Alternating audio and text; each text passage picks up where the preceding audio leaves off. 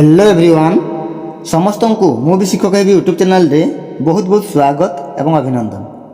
तो learners SSC GD apply last date पहुँची आसलानी आ मात्र 2 दिन रहा। जदि आपण एबे भी अप्लाई करना तेबे ए वीडियो को जल्दी देखि नियंतु। एसएससी जीडी फॉर्म केमिति फास्ट एंड करेक्ट भाव में फिल करके अप्लाई करि परिबे। ठीक अछि, तो देखंतु आपणकर ऑनलाइन अप्लाई डेट केबे थिला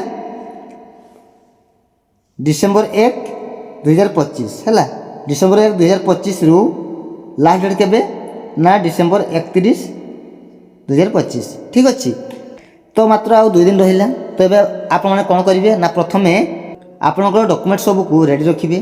कौन कौन से डॉक्यूमेंट्स ना Aadhaar card, 10th certificate, active mobile number आउ जीमेल आईडी आ फोटो आपणकर रिसेंट होता दरकार व्हाइट बैकग्राउंड रो आउ ताहा 20 ରୁ 50 केजी मध्य होता दरकार। ठीक अच्छे, आ सिग्नेचर मध्य आपणकर केते केजी मध्य रहा दरकार 10 ରୁ 20 केजी मध्य रहा दरकार आ ब्लू ब्लैक पेन रे सिग्नेचर करथिबा दरकार। ठीक अच्छे, तो एप्लाई जिते आप करेंगे एबे आ समय बहुत कम अच्छी कहीं ना आ 2 दिन रहा।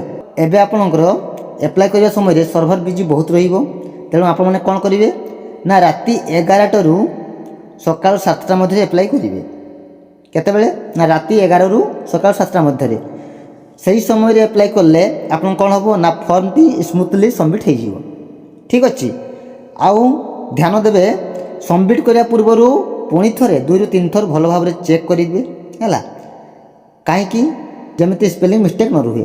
ठीक अच्छे, तो आपणकर एप्लाई डेट थिला केबे डिसेंबर 1 2025 आ लास्ट डेट होची 31 डिसेंबर 2025। तेणु आउ समय नहीं, आउ 2 दिन रहा।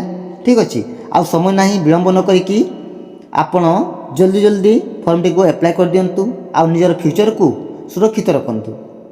All the best for SSC GD. Thank you.